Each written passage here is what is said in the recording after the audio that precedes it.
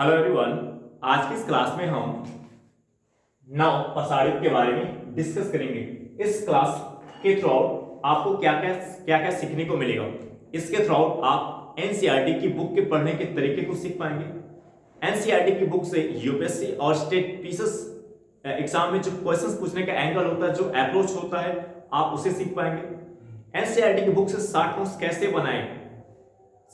कैसे बनाए जिसके थ्रू आप फोकस होकर रिवीजन उसका कर पाए और जो कॉन्सेप्ट है, जो फैक्ट बेस्ड पॉइंट है, वो आपके दिमाग में अच्छी तरीके से बैठ जाए। किस तरीके से हम उस शॉर्ट नोट्स को बनाएं, वो अप्रोच भी आपको जानने को मिलेगा।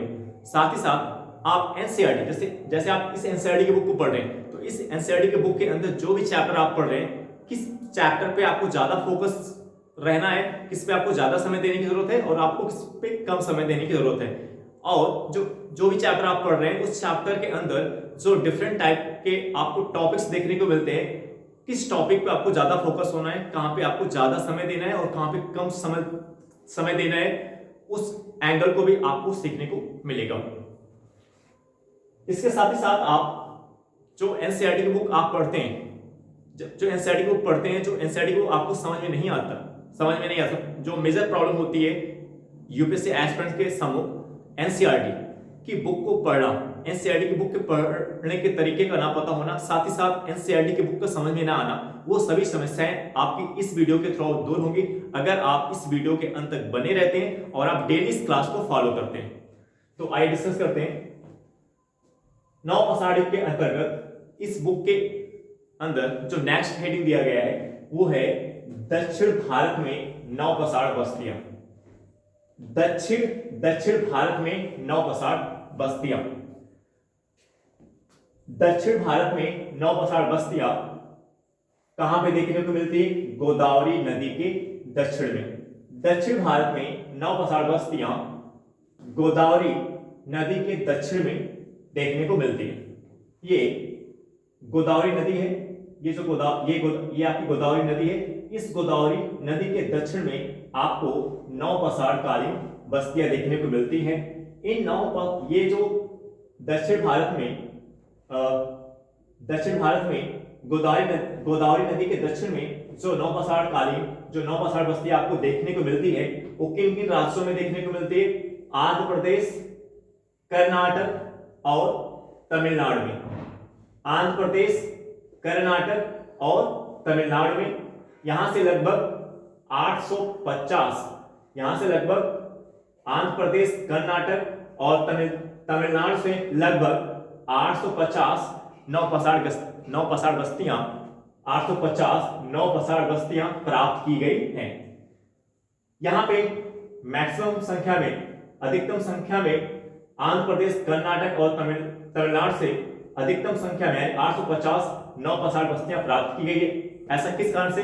क्योंकि ये जो आंध्र प्रदेश, कर्नाटक, जो तमिलनाडु का एरिया है, ये पहाड़ी क्षेत्र है। क्योंकि ये जो सेटलमेंट नौ पसाड़ बस्तियां आपको आंध्र प्रदेश, कर्नाटक, तमिलनाडु में देखने को मिलती है, ये किस लैंड पे लाई करती हैं? पहाड़ी क्षेत्रों में। पहाड़ी क्षेत्र होने के कारण आंध्र प्रदेश, कर्नाटक, तमिलनाडु में जो आपको नौ पसाड़ बस्तियां देखने को मिलती है, ये पहाड़ी क्षेत्र होने के कारण यहां पे आपको मैक्सिमम नौ पसाड़ बस्तियां देखने को मिलती हैं। कर्नाटक की बात करें तो कर्नाटक राज्य में कौन कौन से स्थान है? कर्नाटक राज्य के अंतर्गत कौन कौन से स्थान आते हैं? मस्की, हल्लूर, कोडेकल, संगानाकल्लू, पिकलीहल, तक्कलकोटा, ब्रह्मगिरी। कर्नाटक राज्य में कौन कौन से नौ पसाड़ बस्तियां आपको देखने को मिलती है? कर्नाटक राज्य में कौन कौन सी नौ पसाड़ बस्तियां आपको देखने को मिलती है? मस्की, हल्लूर, कोडेकल, संगानाकल्लू, पिकलीहल, तक्कलकोटा, ब्रह्मगिरी। तमिलनाडु में पयमपल्ली और आंध्र प्रदेश में उतनूर। ये जो स्टेट वाला एंगल है, ये यूपीएससी एग्जाम के लिए एक इंपॉर्टेंट एंगल है।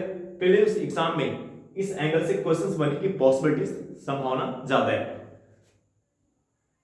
इसके थ्रू आउट हम पिकली हल की बात करें, जो पिकली हल है, पिकली हल कर्नाटक के अंदर एक जो लोकेशन है वो पिकली हल पिकली हल के लोग चरवाहे थे। पिकली हल के लोग चरवाहे थे जो पशु भेड़ बकरियां पालते थे। पिकली हल के लोग चरवाहे थे जो पशु भेड़ बकरियां पालते थे। पिकली हल से हमें राख के ढेर प्राप्त हुए हैं। पिकली हल से हमें राख के ढेर प्राप्त हुए हैं और यहाँ पे शिविर स्थल भी प्राप्त किए गए हैं। पिकली हल से राख के ढेर प्राप्त किए गए हैं, शिविर स्थल भी प्राप्त किए गए हैं। शिविर स्थल जो होता है रहने का स्थान, शिविर स्थल जो अस्थायी होता है, जो परमानेंट नहीं होता, अस्थायी होता है कुछ समय के लिए। शिविर स्थल, इस पिकली हल से शिविर स्थल की प्राप्त की गई है। गौशाला, पिकली हल में गौशाले का निर्माण किया जाता था। पिकली हल में गौशाला का निर्माण किया जाता था जो किसका बना होता था, लकड़ी का बना होता था। पिकली हल में गौशाला का इस्तेमाल किया जाता था जो लकड़ी का बना होता था और यहाँ पे गोबर जमा करते थे। यहाँ पे इस गौशाला में क्या जमा किया जाता था, गोबर जमा किया जाता था। इस गौशाला का निर्माण मौसम के अनुसार किया जाता था। इस गौशाला का निर्माण मौसम के अनुसार किया जाता था। यहाँ पे गोबर जमा किया जाता था जो लकड़ी का बना होता था। ये गौशाला किसका बना होता था, लकड़ी का। जब इस गौशाला को छोड़ करके जाते थे लोग, तो इसको जला दिया जाता था। अभी आपने कहा कि पिकली हल में राख के ढेर पाए गए हैं। जो कैसे पता चलता है, जो पिकली हल में जो राख के ढेर पाए गए हैं, ये कैसे पता चलता है? इस समय क्या इंफॉर्मेशन मिलती है कि जो पिकली हल के लोग थे जो गौशाला का निर्माण करते थे, मौसम के अनुसार करते थे, जब इस गौशाला को छोड़ करके जाते थे तो इसको जला दिया जाता था। और इसका जो एविडेंस है, इसका जो सबूत है वो क्या है, राख के ढेर का। इस फैक्ट में आपको क्या बताया जा रहा है, एनसीईआरटी के थ्रू आपको क्या सीखने को मिल रहा है कि पिकली हल के लोग गौशाला का निर्माण करते थे जो लकड़ी का बना होता था। यहाँ पे गोबर जमा किया जाता था। इस गौशाला का निर्माण मौसम के अनुसार होता था। जब पिकली हल के लोग जब इस गौशाला को छोड़ करके जाते थे तो इसको जला दिया जाता था और इस कारण से यहाँ पे राख के ढेर की प्राप्त हुई है।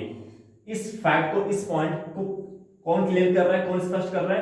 पिकली हल से राख के ढेर का प्राप्त होना। अब यूपीएससी एग्जाम या स्टेट टेस्ट एग्जाम में आपसे क्वेश्चन कैसे पूछ सकता है? आपसे पूछ सकता है कि नौ पसाड़ बस्तियों में से किस स्थान पर राख के ढेर की प्राप्त की गई है? नौ पसाड़ बस्तियों में से किस स्थान पर राख के ढेर की प्राप्त की गई है? वो स्थान क्या है? पिकली हल है जो किस राज्य में? कर्नाटक राज्य में स्थित है। तो कर्नाटक राज्य के अंतर्गत जो पिकली हल है एक इंपॉर्टेंट स्थल है। कर्नाटक राज्य के अंतर्गत पिकली हल एक इंपॉर्टेंट स्थल है। इस पॉइंट पे क्वेश्चंस बनने की पॉसिबिलिटी ज्यादा है किस एग्जाम में? यूपीएससी और स्टेट पीसीएस एग्जाम में। अब नेक्स्ट पॉइंट देखें तो दक्षिण भारत में जो नौ पसाड़ बस्तियां आपको 850 नौ पसाड़, दक्षिण भारत में 850 नौ पसाड़ बस्तियों की प्राप्त की गई है। अगर हम बात करें दक्षिण भारत के लोग किस प्रकार के औजार का इस्तेमाल करते थे? पत्थर की कुल्हाड़ियों का इस्तेमाल करते थे। दक्षिण भारत में जो नौ पसाड़ बस्तियां पाई गई है उस दक्षिण भारत के लोग, यानी दक्षिण भारत में जो नौ पसाड़ बस्तियां पाई गई है वो लोग औजार के रूप में पत्थर के कुल्हाड़ियों का इस्तेमाल करते थे। पत्थर की चक्की का इस्तेमाल करते थे। किसके लिए? मकई पीसने के लिए पत्थर की चक्की का भी इस्तेमाल करते थे मकई पीसने के लिए। इससे क्लियर होता है कि दक्षिण भारत के लोग अनाज का उत्पादन भी करते थे। यानी गोदावरी नदी के दक्षिण में जो नौ पसाड़ बस्तियां आपको देखने को मिल रही है, गोदावरी नदी के दक्षिण में जो नौ पसाड़ बस्तियां आपको देखने को मिल रही है, वो लोग अनाज का उत्पादन भी करते थे। वो लोग अनाज का उत्पादन भी करते थे। कैसे पता चलता है? क्योंकि ये लोग पत्थर की चक्की का इस्तेमाल करते थे। किसके लिए करते थे? मकई पीसने के लिए करते थे। पत्थर की चक्की का इस्तेमाल करते थे किसके लिए? मकई पीसने के लिए करते थे। इससे क्या क्लियर होता है? इससे क्लियर ये होता है कि दक्षिण भारत में जो 9 पसार बस्तियां हैं, इन बस्तियों के लोग अनाज का उत्पादन भी करते थे। अनाज का उत्पादन भी करते थे। ठीक है। अब नेक्स्ट पॉइंट अगर हम देखें यहाँ पे एग्रीकल्चर। एग्रीकल्चर की अगर हम बात करें तो एग्रीकल्चर के अंतर्गत देखें तो 9 पसाड़े के लोग किन एग्रीकल्चर कृषि के अंतर्गत देखें तो प्रमुख फसल इनकी जो थी, प्रमुख फसल गेहूं, जौ, रागी, कुल्थी, चावल। प्रमुख फसल क्या है? गेहूं, जौ, रागी, कुल्थी, चावल। प्रमुख फसल में गेहूं, जौ, रागी, कुल्थी, चावल है। मेहरगढ़, मेहरगढ़ जो पाकिस्तान में स्थित है, मेहरगढ़ जो पाकिस्तान में स्थित है, ये अधिक उन्नत थे। 9 पसाड़ बस्तियों में, 9 पसाड़ी की बस्तियों में, 9 पसाड़ी की बस्तियों में जो मेहरगढ़ है, मेहरगढ़ जो पाकिस्तान में स्थित है, ये अधिक उन्नत थे। इस मेहरगढ़ के लोग गेहूं और जौ का उत्पादन करते थे। मेहरगढ़ जो पाकिस्तान में स्थित है, ये गेहूं और जौ का उत्पादन करते थे और मिट्टी की ईंटों के घरों में रहते थे। मेहरगढ़ के लोग मेहरगढ़ जो पाकिस्तान में स्थित है, ये अधिक उन्नत थे। ये मिट्टी की ईंटों के घरों में रहते थे और गेहूं और जौ का उत्पादन करते थे। पशुपालन की बात करें तो पशुपालन में ये पशु पालते थे, भेड़ पालते थे और बकरियों का पालन करते थे। इनके पशुपालन में देखें तो भेड़ और बकरियों को पालते थे। एक इंपॉर्टेंट कंपोनेंट है मिट्टी के बर्तन। मिट्टी के बर्तन 9 पसाड़ी की एक विशेषता क्या है? मिट्टी के बर्तन का निर्माण। मिट्टी के बर्तन का निर्माण 9 पसाड़ियों की एक खास विशेषता है। फर्स्ट टाइम भारत में मिट्टी के बर्तन का निर्माण कब हुआ? 9 पसाड़ी में हुआ। और ये 9 पसाड़ियों की एक खास विशेषता है जो इसके पहले पूरा पसाड़ियों और मध्य पसाड़ियों में देखने को नहीं मिलता।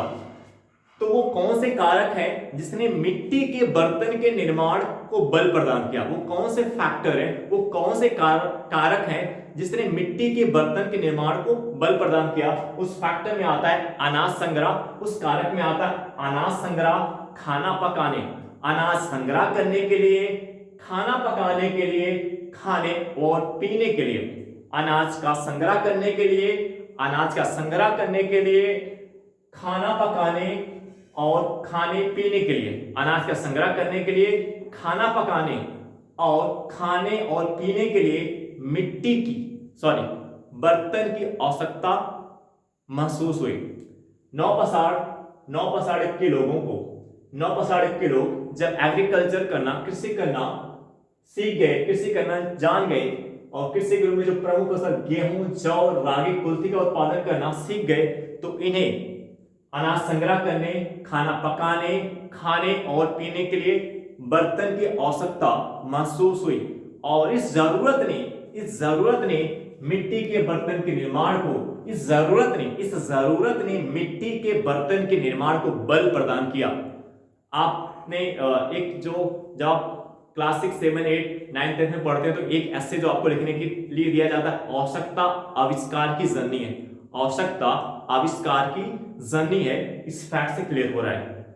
जब 9 पसाड़े के लोग कृषि करना जान गए, अनाज का उत्पादन करना सीख गए और बड़े पैमाने पर अनाज का उत्पादन करने लगे, तो इन्हें अनाज के संग्रह के लिए, अनाज के भंडारण के लिए, खाना पकाने, खाने और पीने के लिए बर्तन की आवश्यकता महसूस हुई, बर्तन की जरूरत महसूस हुई। और इस जरूरत ने मिट्टी के बर्तन के निर्माण को बल प्रदान किया। इस मिट्टी के बर्तन के निर्माण में शुरू में हस्त निर्मित, शुरू में जो मिट्टी के बर्तन का निर्माण किया जाता था वो हाथ से बना होता था। हस्त निर्मित, शुरू में नौपसाड़िक के लोगों के द्वारा जो मिट्टी के बर्तन का निर्माण किया जाता था वो हस्त निर्मित होता था, यानी हाथ से बना होता था। बाद में आफ्टर दैट चाक निर्मित बर्तन बनाना शुरू हुआ, जिससे बर्तन की संख्या में वृद्धि हुई। बर्तन की संख्या में क्या हुई? वृद्धि हुई। बर्तन की संख्या में बर्तन बनाने की संख्या में क्या हुई? वृद्धि हुई। शुरू में हाथ से मिट्टी के बर्तन बनाते थे और बाद में चाक निर्मित मिट्टी के बर्तन बनाना शुरू कर दिया, जिससे मिट्टी के बर्तनों की संख्या में वृद्धि हुई। कुम्हार का चाक इस मिट्टी के बर्तन के निर्माण को बल प्रदान किया। कुम्हार के चाक के आ जाने से मिट्टी के बर्तन के निर्माण को बल प्रदान किया, यानी बड़ी संख्या में मिट्टी के बर्तन का निर्माण किया जाने लगा जब क्या आ गया? कुम्हार का चाक आ गया। क्योंकि अगर आप हाथ से आप मिट्टी का बर्तन हाथ से मिट्टी के बर्तन का निर्माण कर रहे हो, हस्त निर्मित, तो उसमें टाइम ज्यादा लगता है, क्वालिटी भी कम होती है, तो टाइम ज्यादा लगता है, तो आप कम संख्या में मिट्टी के बर्तन का उत्पादन कर पाते हैं। लेकिन चाक की खोज हो जाने से कुम्हार के चाक के आ जाने से मिट्टी के बर्तन के निर्माण को बल प्रदान किया, यानी बड़ी संख्या में मिट्टी के बर्तन के निर्माण किए जाने लगे, जो नौपसाड़िक के लोगों की तकनीकी प्रगति को दर्शाता है।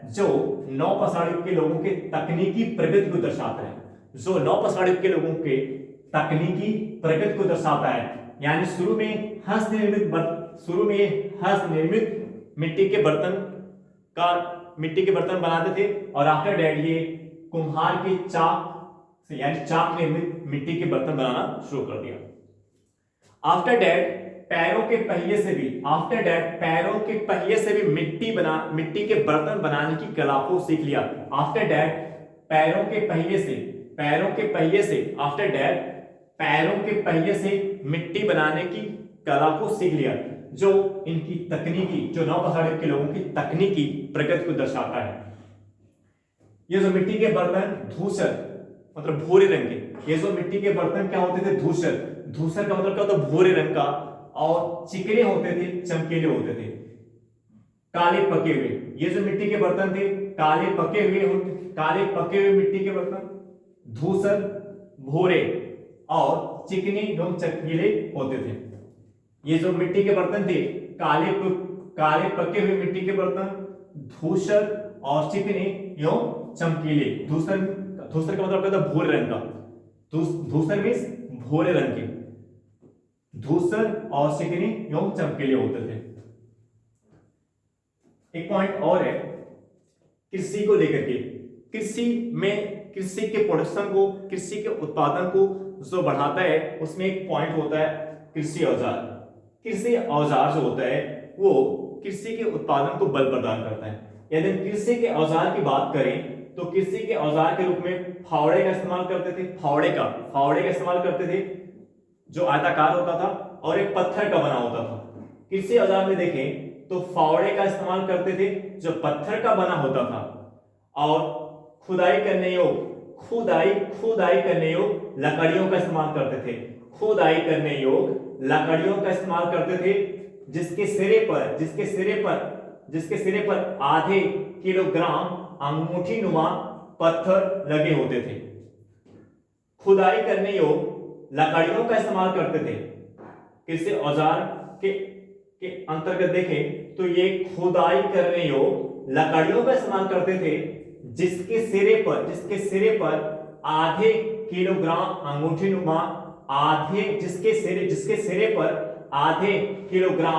अंगूठीनुमा पत्थर लगे होते थे। इसके साथ ही साथ कृषि औजार में ये माइक्रोलिथ पत्ती का इस्तेमाल करते थे। इसके साथ साथ कृषि औजार के रूप में माइक्रोलिथ पत्ती का इस्तेमाल करते थे, जो ये पत्ती का काम होता होगा फसल को काटने के लिए, संभवतः इसका इस्तेमाल फसल को काटने के लिए किया जाता रहा होगा। नेक्स्ट पॉइंट देखें औजार एक इंपॉर्टेंट एंगल है। तो नौपसाड़िक के लोग जो औजार का इस्तेमाल करते थे, जो टूल्स का इस्तेमाल करते थे, उसकी खास विशेषता क्या थी? ये धारदार और नुकीले होते थे। 9 पसाड़े किलो जो औजार का निर्माण करते थे, इसकी खास विशेषता क्या है? ये धारदार और नुकीले होते थे, यानी इसकी क्वालिटी ज्यादा होती थी। इसकी क्वालिटी ज्यादा होती थी किसी तुलना में। यदि पूरा पसाड़ काल की बात करें, मध्य पसाड़ काल की बात करें, पूरा पसाड़ काल और मध्य पसाड़ काल की तुलना में 9 पसाड़ के लोगों के पत्थर के औजार की जो क्वालिटी थी वो ज्यादा होती थी। इनके 9 पसाड़ के लोगों के जो 9 पसाड़ के लोग जो औजार का इस्तेमाल करते थे वो धारदार और नुकीले होते थे, जबकि पूरा पसाड़ के लोग बड़े पत्थर के औजार का इस्तेमाल करते थे, जिसकी क्वालिटी बहुत ही कम होती थी। और उसके बाद मध्य पसाड़ के लोग माइक्रोलिथ, छोटे पत्थर के उपकरण को यूटिलाइज करना शुरू किया, जिसकी क्वालिटी पूरा पसाड़ के लोगों से ज्यादा थी।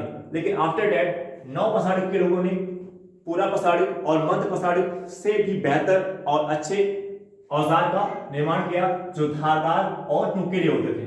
इसमें पत्थर के चिकनाए हुए औजार का इस्तेमाल करते थे। 9 पसाड़ के लोग पत्थर के चिकनाए हुए औजार का इस्तेमाल करते थे, कुल्हाड़ी का इस्तेमाल करते थे। कुल्हाड़ी के से रिलेटेड एक पॉइंट है,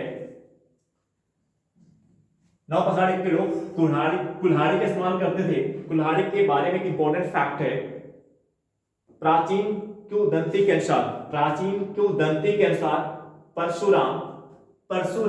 परशुराम को ऐसा ही एक महत्वपूर्ण कुल्हाड़ी चलाने वाला नायक माना जाता था। प्राचीन किंवदंती के अनुसार परशुराम को ऐसा ही एक महत्वपूर्ण कुल्हाड़ी चलाने वाला नायक माना जाता था। परशुराम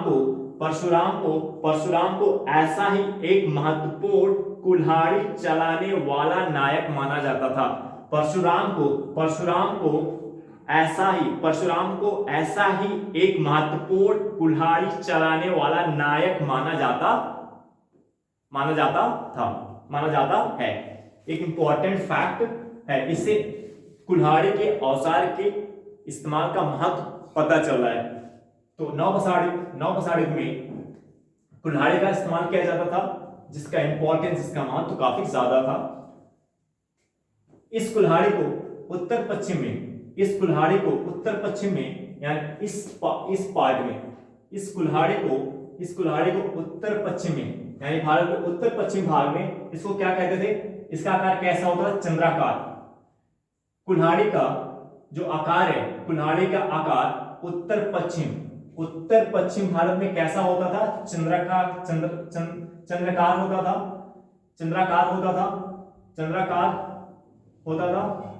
जबकि उत्तर पूर्व भारत में आयताकार होता था। उत्तर पूर्व भारत यानी उत्तर पूर्व इस हिस्से में उत्तर पूर्व भारत में आयताकार होता था, और दक्षिण भारत में अंडाकार।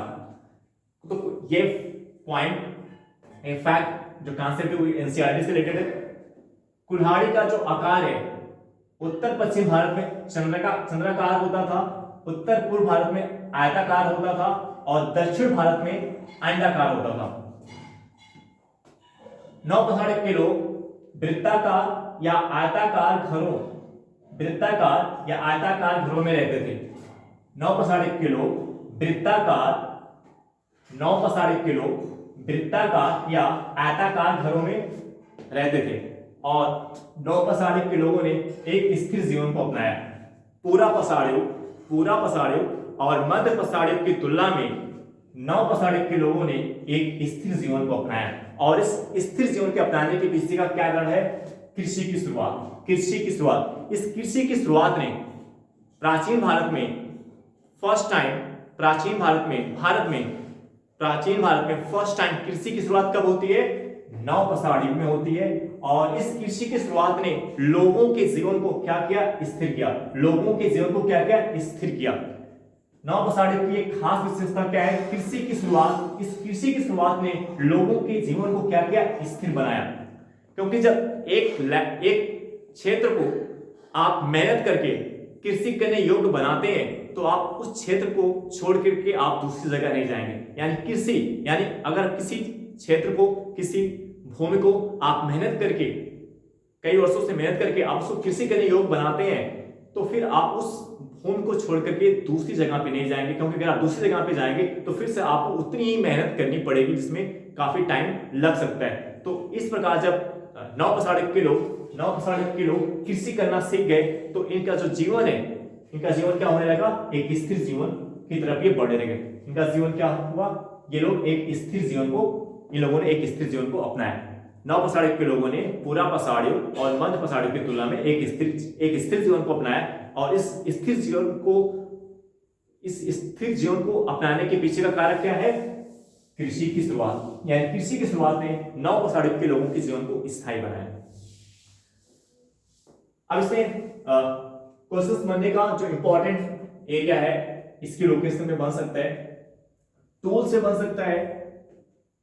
एक पॉइंट और है, माइक्रोलिथ, ये पॉइंट डिस्कस हो गया।